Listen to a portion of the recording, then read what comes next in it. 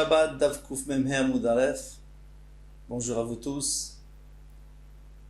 Nous avons appris hier que Mashkia Bale Ochel, Ochelu, donc un liquide qui vient pour se mélanger avec de la nourriture, ça s'appelle de la nourriture du solide et pas du liquide. Donc il n'y aura pas d'issour de presser, par exemple un raisin sur une salade de fruits. Parce que c'est pour donner du goût aux fruits, et donc c'est vrai que ça sort du solide. Pendant un instant c'est devenu liquide, mais ça redevient solide, et c'est moutard. Mais là-dessus il y a des questions. Alors, Métiv Ravina, en bas de la page de hier, dernière ligne, Métiv Ravina, Tamemet chez Sachatet Zetim Vanavim. Quelqu'un qui était Tamemet, donc il a touché un mort. Mais on peut aussi parler de quelqu'un qui a touché un sheretz, un reptile mort. Tout ça pour exclure celui qui est zav, parce qu'un zav, par exemple, lui, il n'a pas besoin de toucher pour entamer, il suffit qu'il porte, il est entamé. Ici, on va parler dans un cas donc de tamémet. Qu'est-ce qu'il a fait? Qu'est-ce qu'il a fait ce tamémet? Chez Sachat Zetim Vanavim, il a pressé des olives et des raisins, ou des raisins. Kebetsa Mechouvenet, il avait juste la quantité d'un betsa, d'un œuf précis, pile. Taor, c'est taor. Le jus qui sort est taor. Pourquoi il est taor? Bien que lui il est tamé, lui n'a pas touché le jus, lui il a touché par exemple les raisins. Le problème c'est que dès qu'il presse, il y a une goutte qui sort, et c'est cette goutte qui peut devenir tméa, parce que c'est du liquide. Mais elle peut devenir tméa que par le raisin qui est déjà tamé par la personne. Mais le raisin, il n'a plus de kazaït, puisqu'il y a une goutte qui est sortie, il n'y a plus de kazaït, puisqu'il n'y a plus de kazaït. Donc le ochel, la nourriture qui est moins que kazaït, ne rend pas tamé. Donc ça veut dire que tout le jus qui va sortir sera taor. Ayotami kabetsa tamé. Alors on déduit que s'il y avait plus que kabetsa, alors la première goutte, elle est tméa, et puis après tout devient tamé à cause de la première goutte. Ayotami kabetsa tamé. Mais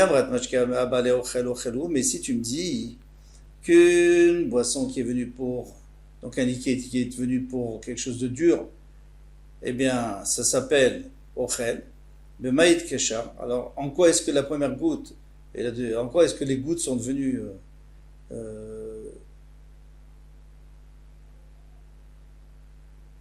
des liquides qui rendent tamé, mais en réalité, c'est fait pour aller dans du solide, donc c'est pas des liquides. La Gemara répond, où motive là? Vous me ferez que là. Lui-même il a posé la question, il a répondu, c'est qu'on a pressé dans une assiette, pas dans un saladier où il y a des fruits par exemple, mais dans une assiette. On avait dit que dans une assiette, même s'il y a quelque chose, c'est pas bon. Pourquoi? Parce que souvent dans une assiette on presse quand c'est vide, donc les gens vont croire qu'on a le droit de presser. Eh bien, que si on presse du liquide, il n'y aura pas de problème. Donc c'est pour ça qu'on a interdit les tachakara. Et dans ce cas-là, ça s'appelle un vrai liquide. Donc pour l'instant, on n'a pas de preuve contre. Contre le principe que le ochel, que le mashké abalé ochel, le mashké qui vient pour être du solide, il s'appelle du solide. Amar Vermea Kedetanaï, Rabbi Amir dit, mais il y a une machloket tanaïm là-dessus. Amachalik, on a déjà vu cette machloket, Amachalik be'anavim. Amachlik be'anavim, c'est quelqu'un qui presse un raisin sur du pain, par exemple, pour embellir le pain, pour le rendre brillant. L'orchar, eh bien, il n'y a rien qui est mekabel touma. Alors le pain, de toutes les façons, il serait mekabel touma, parce que le pain, il y a de l'eau dedans. Mais en tous les cas, le liquide, il n'est pas devenu le liquide, c'est-à-dire le jus de raisin, il n'est pas Urshar le Kavid, il ne recevra pas la Touma. Rabbi Dormer Urshar, Rabbi dit que oui. N'est-ce pas que c'est là leur marloquette?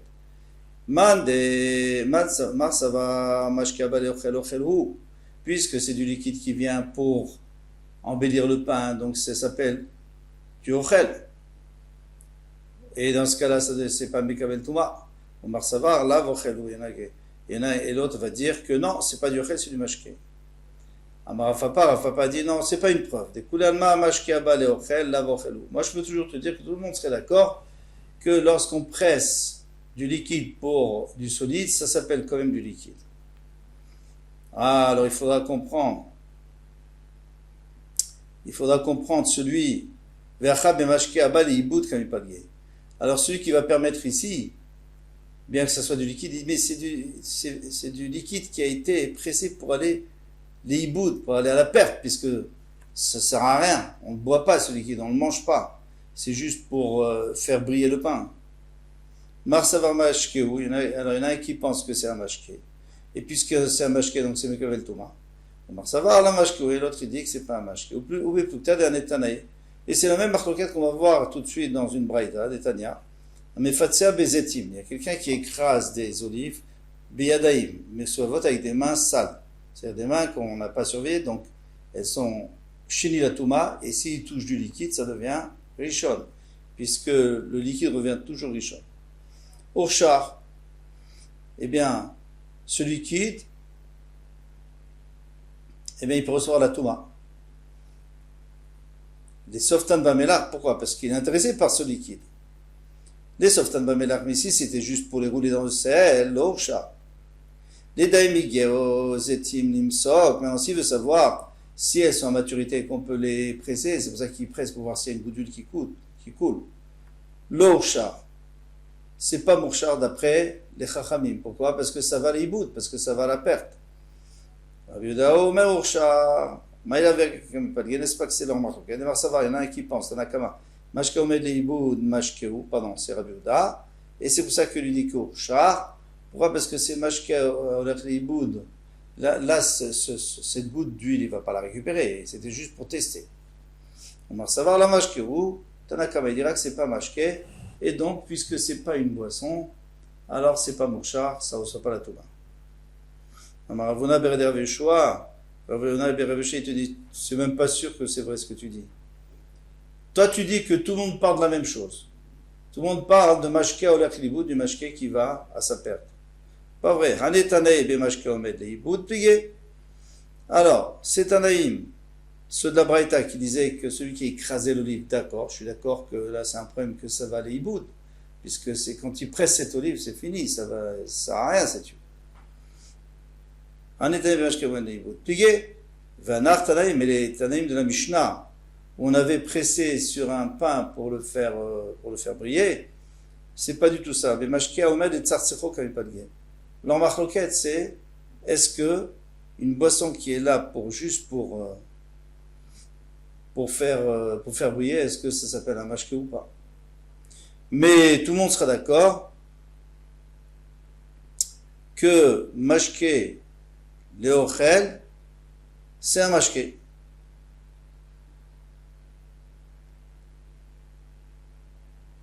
Normalement, c'est un mashke. Mais là, tu peux dire que puisque c'est pas du tout tu vas pas en profiter, tu vas juste faire briller, mais tu vas pas ça va pas améliorer le goût. Donc, peut-être que ça sera pas Mekavel Toma. Amara Bizera dit Amara Bechia Barashi Amarav. On dit Rav, Sochet Adam Eshkol Shtelanavi, un homme a le droit. Alors rappelez-vous, c'est Rav là. Un homme a le droit de presser Eshkol Shtelanavi. Dans une grappe de raisin, des tochakdera, dans une casserole, dans une marmite, avalo les tochakara, mais pas dans une assiette. Ça, on a déjà vu. Pourquoi? Parce que dans la marmite, c'est pour donner du goût à la nourriture, donc il n'y a pas de problème, puisque ça va s'appeler de la nourriture, et ça reste de la nourriture, donc il n'y a pas de srita. Srita, c'est quand on fait sortir du liquide du solide. Là, c'est du solide. Vedag, et pas dans la kara, parce que souvent dans la kara, dans l'assiette, il n'y a rien. Donc là, vraiment, tu fais du liquide. Mais dag les tsiro. Alors, c'est ce qui nous intéresse ici, c'est dag les tsiro. On prend un poisson et on le presse pour faire sortir le jus de poisson. Un filet de tachakara, même dans une assiette, et même si elle est vide. Pourquoi? Parce qu'on considère que du jus de poisson, c'est du solide, c'est pas du liquide. Parce qu'on ne boit pas, personne n'a jamais bu du jus de poisson. On assaisonne avec, ou alors on trempe le pain dedans. Yativ Ravdimi Bekramar la Aleashmata. Donc Ravdimi c'est assis, il a dit cette halakha. Amar le Abaye le Ravdimi Atun Mishmederav Matitun. Vous l'avez dit au nom de Rav, très bien. Velo Kashia Lechu. Il n'y a pas de Kashia. Parce qu'on sait que Rav il pense comme ça. Anan Mishmede Shmuel Matitanna. Mais nous, on a dit au nom de Shmuel, Vikashalan, il y a une koshia. Pourquoi? Parce que tout de suite, on va voir. Miamar Shmuel Dag Letziro Afilu Rakara. Est-ce qu'on a vu que Shmuel a dit que Dag Letziro, que si je presse du poisson pour en faire sortir du jus de poisson, les Torchakara, on a le droit? Mais non. Veitmar, pourtant il est écrit Kvashim, chez Sachatan. Alors, les Kvashim, c'est des légumes dans le saumure ou dans le vinaigre, des conserves. Alors, on va prendre l'exemple d'un cornichon. Chez Sachatan, qui l'a pressé. Amarav, Rav a dit, pendant Shabbat, des goufan, alors on n'est plus dans tout maintenant. Des goufan pour lui-même, parce qu'il a envie d'enlever l'acidité, pour pouvoir manger le cornichon. Moutard, bien sûr c'est moutard parce que tu jettes l'eau. Les mémèmes, mais si tu veux récupérer le jus pour assaisonner par exemple, patour avalasso. C'est patour mais c'est asso. Ou shlakot. Et maintenant si c'est des légumes cuits, ben goufan, ben les mémèmes, moutard. Soit si on le fait pour eux, parce qu'on veut les manger et l'eau nous dérange, ou alors même si on veut récupérer l'eau, c'est moutard. Pourquoi? Parce qu'on considère que certainement il y a aussi du solide dans l'eau. La pulpe, parce que quand tu fais cuire, l'eau rentre et quand tu le fais sortir, ça reprend une partie du légume. Alors ça s'appelle du liquide et solide, du solide. Ça s'appelle pasrita. C'est d'après Rav. Et Shmuel Amar, Shmuel a dit, echad kvashim echad shlakot. Soit des cornichons par exemple, comme on a vu, soit des légumes cuits, des goufan, moutard, si c'est pour eux-mêmes, parce que je veux me débarrasser de l'eau, pas de problème. Mais même pas tôt. Mais pour l'eau, il n'est pas tôt. Donc on voit que Shmuel est un peu plus marmir que Rav. Il n'a jamais permis pour l'eau, pour le jus. Tandis que Rav, il avait permis pour le jus, dans un cas. Aval assour, mais c'est assour. Et dans quel cas il avait permis pour le jus, Rav? Il avait permis pour les kvashim. Et les kvashim, c'est quoi? C'était, non pardon, pas les kvashim, les légumes cuits. Les légumes cuits, c'est le même ligne que le poisson. Parce que de la même manière que les légumes cuits, quand tu fais sortir du jus, c'est le jus, c'est de la pulpe, il y a de la pulpe et tout. Le poisson aussi, on avait dit que c'était du ochel. Donc, Rav, lui, d'accord, il a permis, mais Shmuel qui a interdit. Alors qu'on va comprendre. Amar, il a dit à Elohim, Enai Raou Velosar. Je peux t'assurer que c'est pas une histoire que je raconte quand je dis au nom de Rav. Et c'est Enai Raou, mes yeux ont vu. Bon, il n'a pas vu, il a entendu. Velosar, c'est pas quelqu'un qui m'a raconté. Pourquoi? Parce que Mipoumé de Rabbi Yirmiyah, j'ai entendu de la bouche de Rabbi Yirmiyah, Shami Ali. Rabbi Yirmiyah, j'ai entendu. Rabbi Yirmiyah, mais Rabbi Zera, entendu Rabbi Zera, Rabbi Zera, mais Rav Ashi, d'après Rashi, d'après Rashi, mais Rav. Donc, ok, je comprends que d'après Shmuel, ça marche pas, mais d'après Rav, ça marche très bien. Goufa. Alors on va essayer d'analyser ce qu'on avait vu plus haut. Kvashim chez Sachatan. Kvashim, c'est-à-dire des cornichons, par exemple, des conserves qu'il a pressées. Amarav, Rav a dit, les goufan moutar, si c'est pour eux-mêmes, c'est moutar. Les mémèmes, pato avalasso. Mais si c'est pour le jus, il veut récupérer le jus, pato avalasso. Ouche la côte. Et maintenant, les légumes cuits, ben, les goufan, ben, les mémènes, soit pour eux-mêmes, si on veut les manger. On veut se débarrasser de l'eau, ben, les mémènes, soit qu'on veut récupérer l'eau, moutar. Et Shmuel Amar, echadze vechadze. Soit l'un, soit l'autre, les goufan moutar, les mémènes patour, avalassour. On répète exactement ce qu'on a vu plus haut. Les mémènes, pour leur jus, c'est patour, mais c'est assour, midera banan. Rabbi Yochanan Amar, mais on rajoute Rabbi Yochanan, qui dit, echad kvashim, echad shlakot. Soit les conserves, soit les légumes cuits, les goufan moutar, les mémènes chayav khatat. Donc il dit comme Shmuel, mais il dit pas patour, avalassour, il dit c'est chayav khatat, c'est assour, midoraita, parce qu'il a fait srita, il a fait, c'est dash, le tolda de dash. La Gemara demande, mais tu veux sochatin kvashim be Shabbat et tzorcha Shabbat, avalo le motzei Shabbat. On a le droit, donc on a le droit de presser des conserves pour faire sortir le jus. Les tzorcha be Shabbat, les tzorcha Shabbat, pour pouvoir les manger Shabbat. Avalo le motzei Shabbat, mais pas pour motzei Shabbat. Ça c'est normal, on ne doit pas préparer. Vezetim vanavim, mais les olives et les raisins qui sont interdits de la Torah, de les presser parce que c'est l'habitude de faire du jus avec. Loïsrot. il n'a pas le droit de presser. Et s'il a fait le chayav khatat, Kashia les Rav, Kashia les Shmuel, Kashia les Rabbi Yochanan. Donc cette Mishnah, elle va contre tout le monde. Elle va contre Rav, contre Shmuel et contre Rabbi Yochanan. Pourquoi? Parce qu'on a vu que les Kvashim, les Tzorech Shabbat, on a le droit. Dans tous les cas, on a le droit. Mais toi, Rav, tu es d'accord qu'on n'a pas le droit si c'est parce qu'on veut récupérer l'eau. Et toi, Shmuel, tu es d'accord aussi avec ça. Et Rabbi Yochanan, toi, tu dis même que c'est Chayav Midoraita, de Khatat. Alors chacun va répondre, et chacun va, si vous voulez, interpréter, établir la Mishnah d'après son système. Rav m'intéresse à mais Rav, lui, va répondre d'après son système. Shmuel m'intéresse à mais Shmuel aussi, Rabbi Yochanan m'intéresse à mais. Rav m'intéresse à mais, et Rav, lui, va répondre d'après sa logique, d'après ses principes. Sochatin kvashim et Shabbat, on a le droit de presser des kvashim. Pardon. On a le droit de presser des conserves en Shabbat, des tzorech Shabbat, pour le Shabbat, avalo les motzei Shabbat. Mais pas pour motzei Shabbat.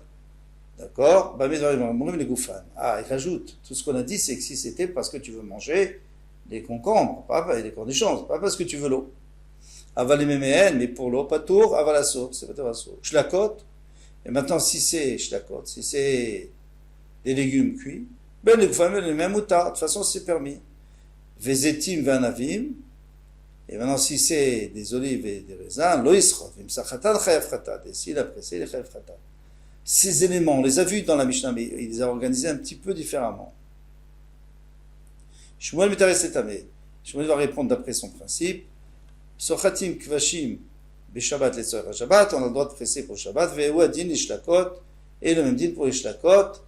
Bamidvam, lishlakot, donc les légumes cuits, bamidvam vorim, les goufam, tout ça, ça a été dit ici.